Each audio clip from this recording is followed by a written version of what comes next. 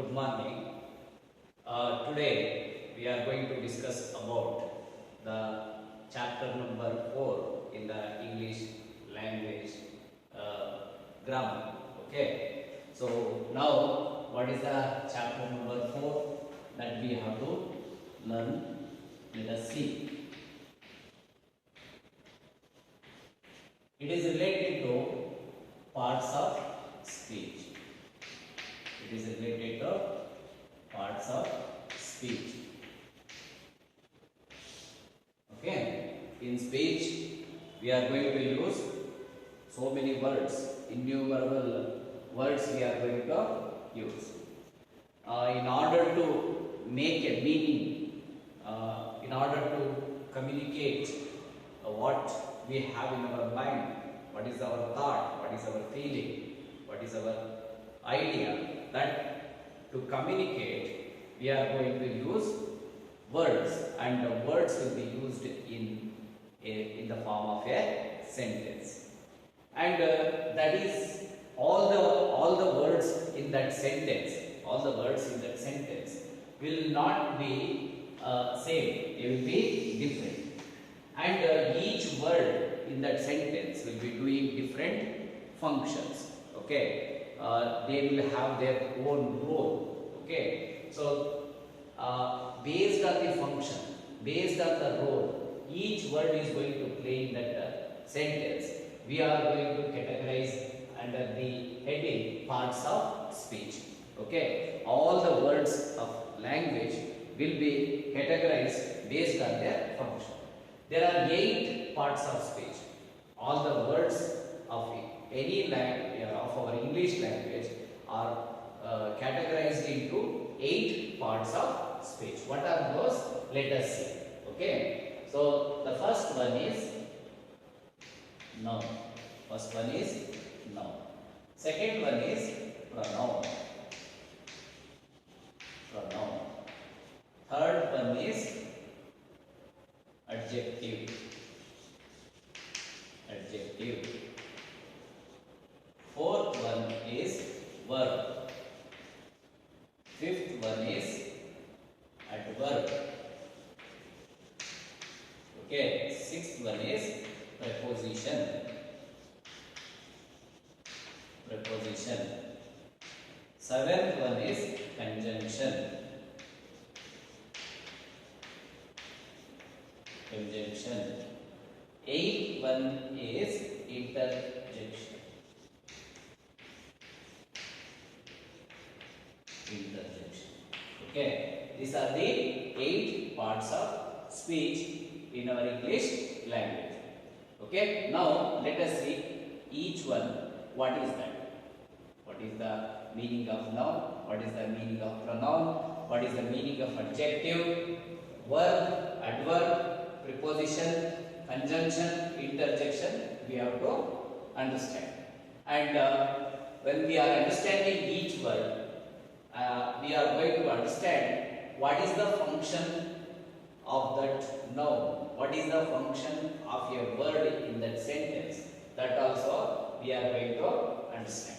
Okay. So let me take up the first one, that is noun. Noun is nothing but a word which is going to indicate a name, the name of a person, the name of a place, the name of an object, that will be indicated by the word noun. Okay. It will be a part of a sentence, and it is going to indicate what is the name of the thing, what is the name of the person, what is the name of the thing, whether that word is a name of a person, whether it is a name of a thing, place, that will be indicated by the noun when we take the sentence. Okay. It is nothing but name of a person,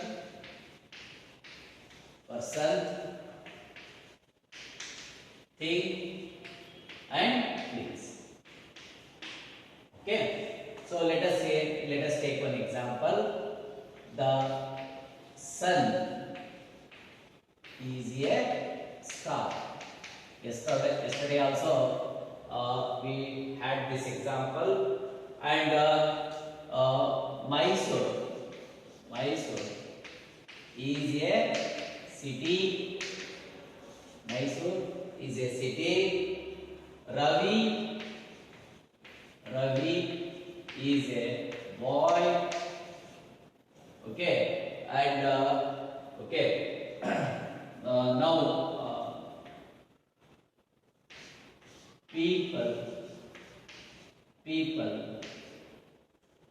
eat rice. Okay, people eat rice. So like this, there are several examples. If you take each one of the examples, you know that which is a noun. Here in this sentence, the sun is a noun and star is also a noun. Okay, and this is a different noun and this one is a different noun. And here Mysore, it is a noun, city is a noun, Ravi is a noun, boy is a noun, people is a noun, rice is a noun. Okay, so like this, the nouns in the sentence, they are going to indicate the names of various things. Okay, now let us go to the second one, that is pronoun. Okay, pronoun. What do you mean by a pronoun? It is a compound word. Okay, if you take this word, pro is one word, noun is another word. These are the two words used to form a word, that is pronoun. What do you mean by that? It is nothing but grammatically, it is a word used instead of a noun in a sentence. We cannot repeat the same name every time in every sentence to mention about it. Okay, instead of using the same name every time repeatedly in each and every sentence, when we are talking about the same person, place or thing, we are going to use a word that is called as pronoun. Okay, in order to avoid the repetition of the noun, we are going to use a word that is called as pronoun. Okay, so it is a word used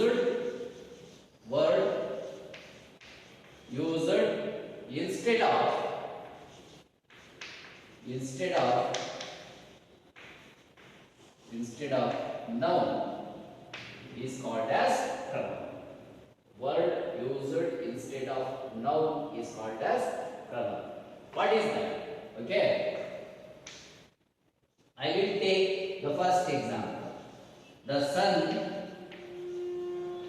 is a star. Okay, so this is the sentence. I want to say few more things about the sun. Instead of using the word sun again in the next sentence, I am going to use a word that will avoid the repetition of the same noun. I will say the sun is a star. Okay. Now I will say that it gives. I will tell that it gives light. It gives light for us. Okay. Here you see that the sun is a star. The sun gives light for us. Instead of saying like that, I am going to tell the sun is a star. It gives light for us. It is the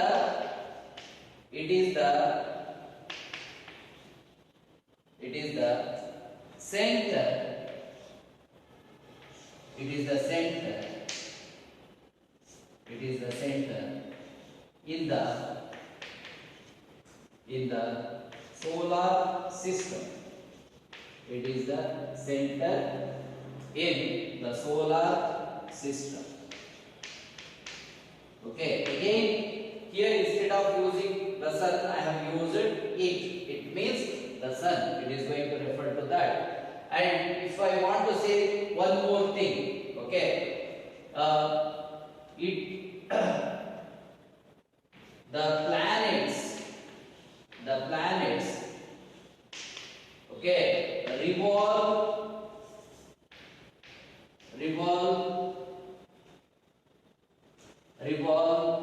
around it. It means the sun. So like this, we are going to use the pronouns instead of the noun. There are so many things. There are so many pronouns. I is a pronoun. We is a pronoun, and you is a pronoun.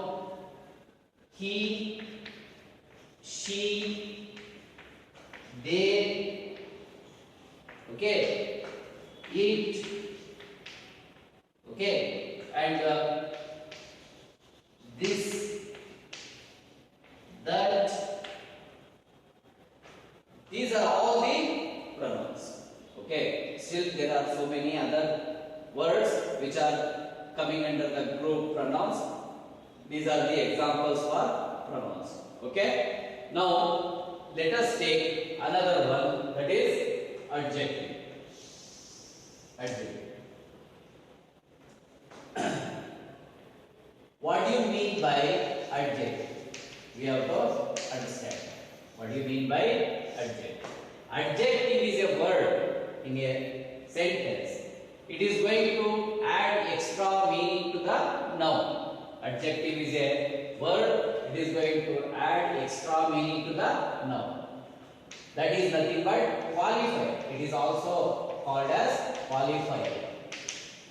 It adds extra meaning to the noun or pronoun. Okay, that is called as adjective. Let us take one example. Mysore is a city. Mysore is a city. Mysore is a city. Okay. When I say that, it is just an ordinary way of expression, and it is just an information. Okay. So you don't feel anything extra about it.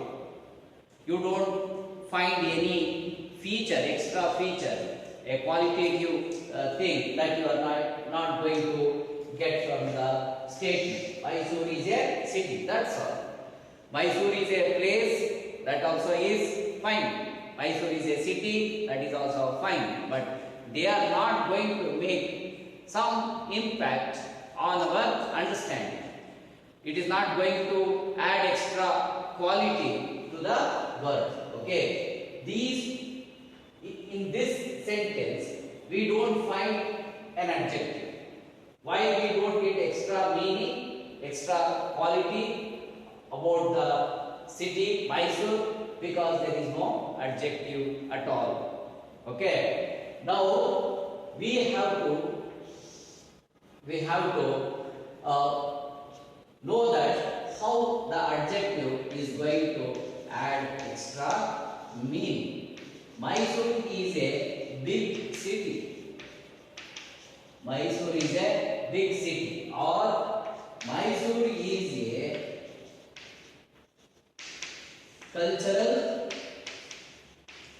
cultural city.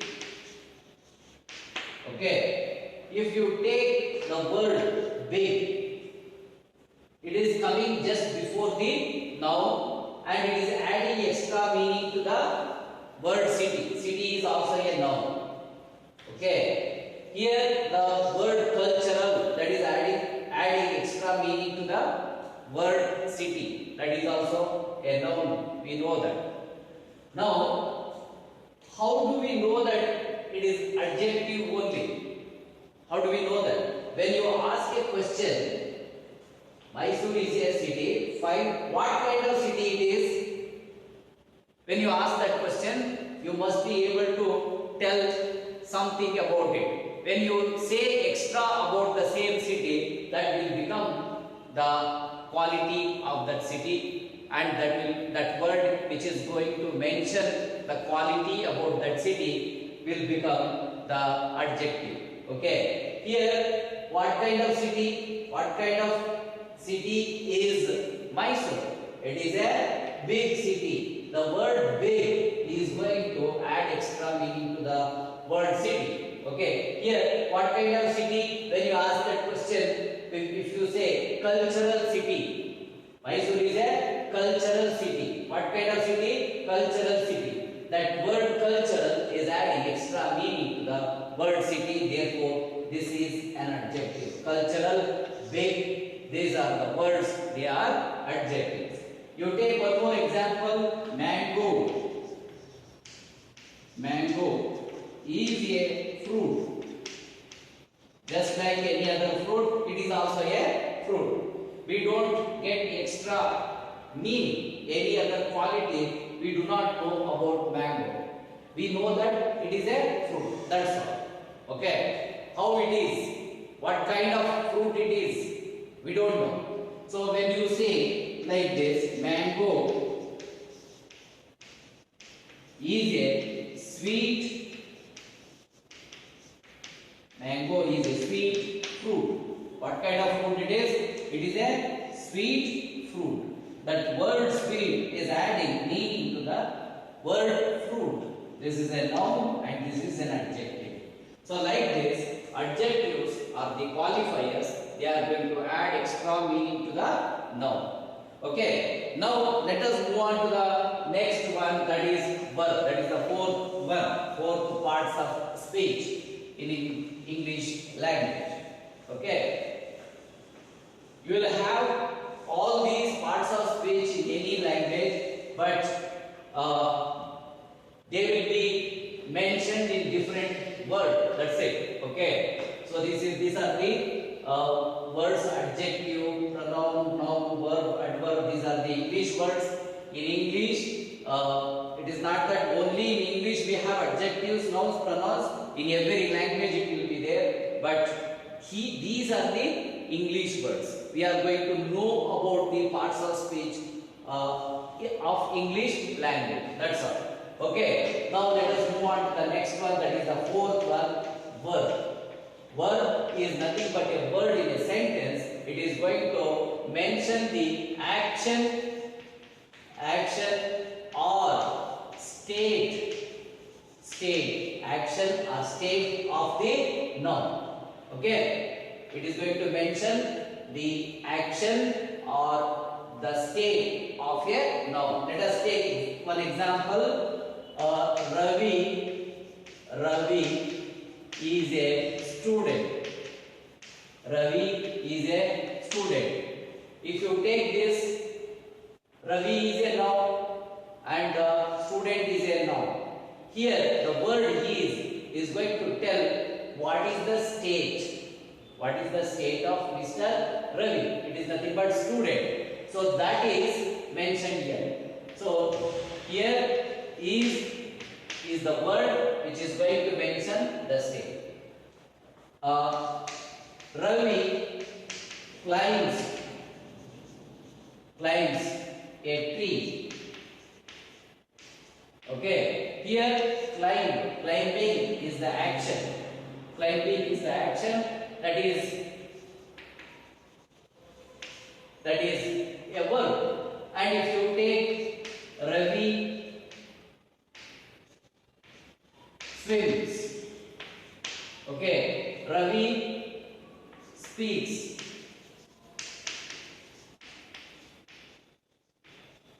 Ravi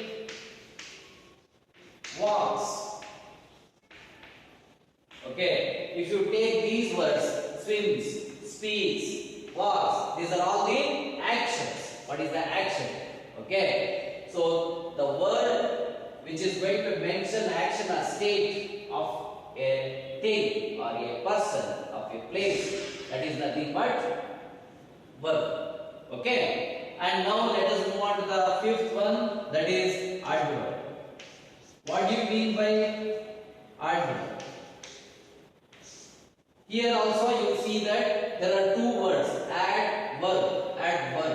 Okay. It is the verb is derived from this one only. Only add is this along with that. It is along with the verb. It is going to make the function of a word different from verb. But it is also something like adjective, but it goes with verbs. Always the adverbs will go with the verbs. It is a qualifier, something like adjective only. It is a qualifier of verb. Here in this case, qualifier of noun. Okay, this one is qualifier of verb. Let us understand. Ravi walks. Ravi walks. You take the example. If you take this example, you don't get any extra meaning, quality about what is the action, how is done. Okay. So, how does Ravi walks? How does Ravi walk? That question if you ask, you don't have the answer right now because it is not mentioned here. Ravi walks. How does he walk? Okay. If you ask that question, the answer will be zero. Nothing. Okay. Ravi walks slowly. Ravi walks slowly. See that? Ravi walks slowly. Slowly is the word. It is adding extra meaning to the word walk. How does he walk? He walks slowly. Okay. How does he speak? He speaks. How does he speak? He speaks slowly. He speaks fast. He walks fast. He runs fast. Okay.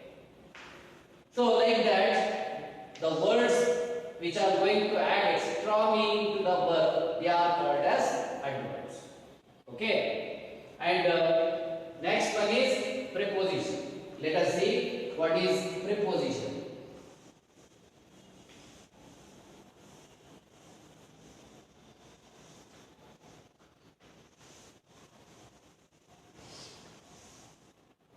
What do you mean by preposition? Preposition, again, it is a compound word. Preposition is a compound word. Preposition, okay. Pre means before, position means place. It comes before, that is the meaning. Okay, it is placed before, that is the meaning. How it is going to be relevant to its function, to its duty, to its role in a language, that we have to understand. Let us see that. The book, a book is on the table. I take the example, a book is on the table. If you take this example, a book is the noun, table is the noun. Okay, you know, already you know that is a verb. It is noun, verb, noun. Okay, now here on is a verb. It is a preposition. I tell you directly, it is a preposition. It is placed in between the table and the book. Okay, what is the relation between the table and the book? It is before the word table, and it is going to indicate what is the relation with the other noun. What is the relation between book and the table? That will be indicated by this word on. Okay, that is preposition. Okay, if you remove the preposition, what is going to happen? A book is the table. In this sentence, I have not used the word on. I have not used the word on. It is not used here. without the word on. What is the meaning of the sentence? A book is the table. A book is on the table. A book is the table. See the difference between the meanings of two different sentences, one with preposition and another one without preposition. So when the preposition is used, the meaning is complete. It is going to be perfect and it is going to be proper.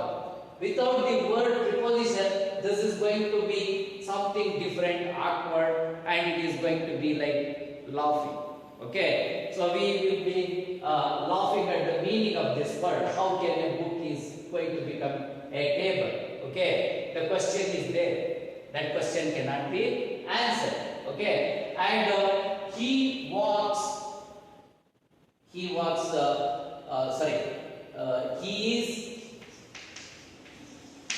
is sitting in the chair. He is sitting in the chair. Chair. Okay, what is the relation between these two? Will be indicated by the word in. If you don't, he is sitting the chair. Okay, he is sitting the chair. If I read that in that way, so it will be awkward. The meaning will be awkward. And if you take, I will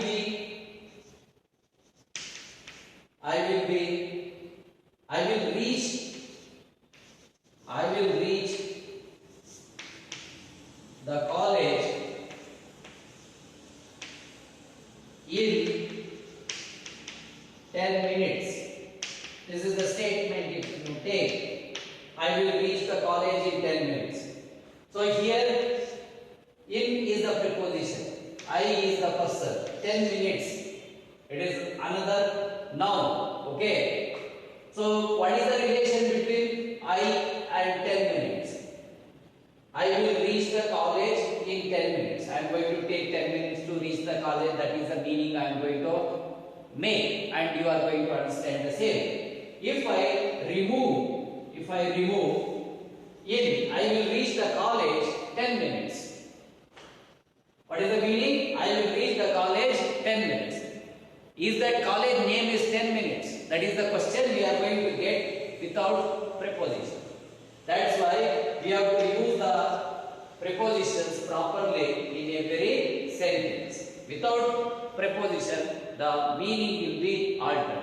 Any, for that matter, any parts of speech, if it is missed, if it is wrongly used, if it is not used, it is going to change the meaning of the sentence. That's why parts of speech, according to the requirement for that sentence, we must use. Without using that, we cannot communicate the inner thoughts, meanings properly to anybody, to the audience, to the listener. Okay. So now let us go to the next one, that is seventh one, conjunction.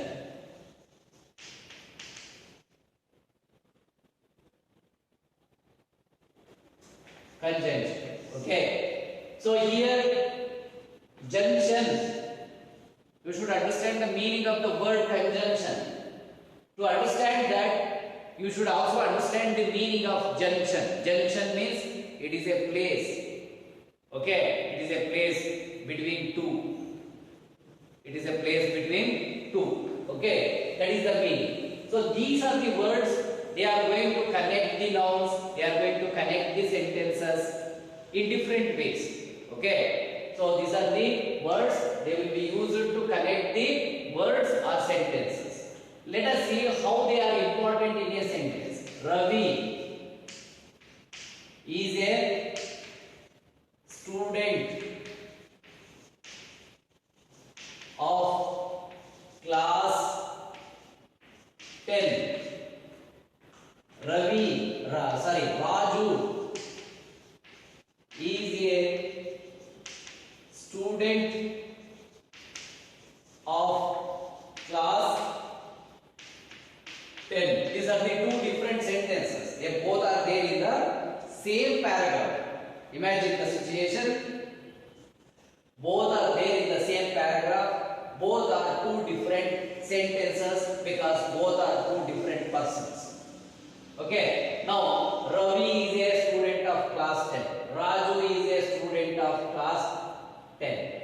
Both are the students of class 10. Why do we make two different sentences for making the same meaning? Why can't we connect both the sentences? Why can't we simplify it? Can we simplify it? Yes, we can simplify by using a conjunction. Say for example, Ravi and Raju are the students of class 10. Okay, now it is the same thing. Ravi and Raju are the students of class 10. When you make the two different sentences, it was both were communicating the same meaning, and now when both are combined together, they are also the same sentence is making the same meaning. Okay.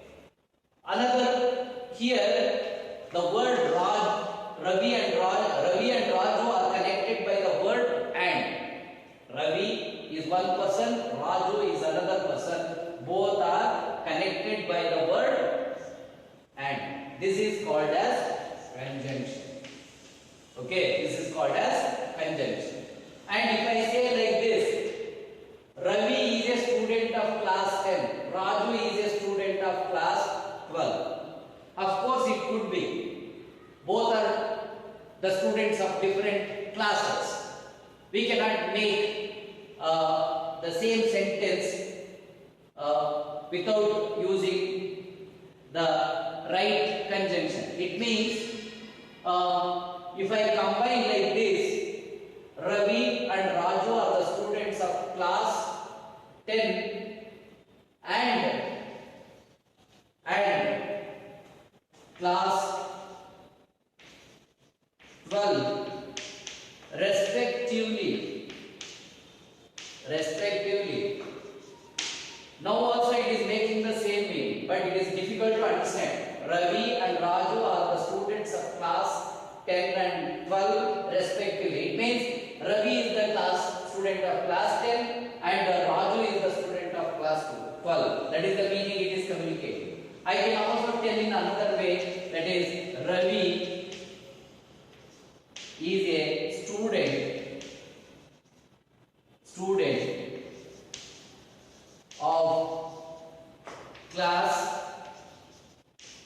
10, but Raju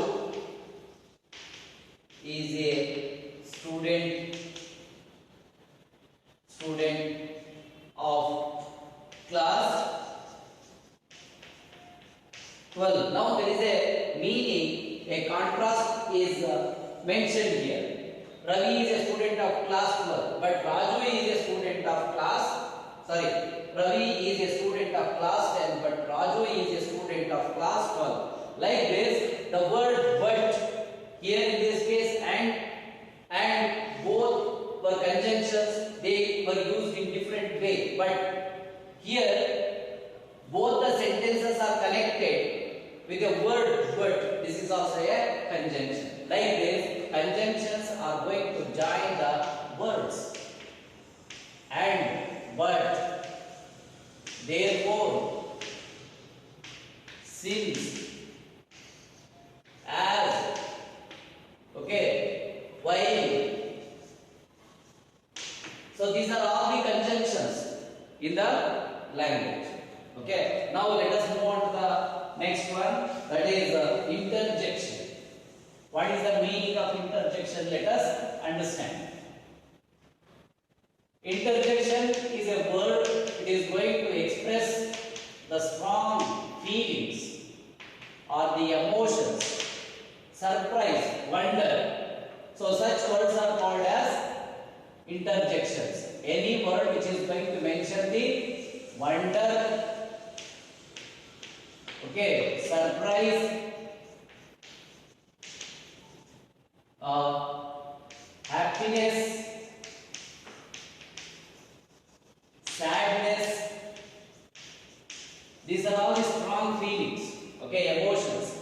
mention them, we are going to use words. What is that? Hooray. Okay. So you should use the word exclamatory mark, and alas. It is going to mention the sadness. Okay. And next, oh. So like this, some words are there. They are going to mention the wonder, surprise, happiness, sadness. Okay, those are called as interjections. Okay, so now we have understood different parts of speech in our English language. Sometimes there are words like ye, and, the. These words, the modern grammarians, the language experts, they have mentioned that these are also parts of speech. They are called as determiners. Determiners. These are also called as parts of speech, but conventionally, by practice, we don't bring it under the category of parts of speech. They will be dealt under a subcategory that is under adjectives. Okay, this is something related to chapter number 4. In the next class, let us understand with some examples how to identify parts of speech in the sentence. Okay.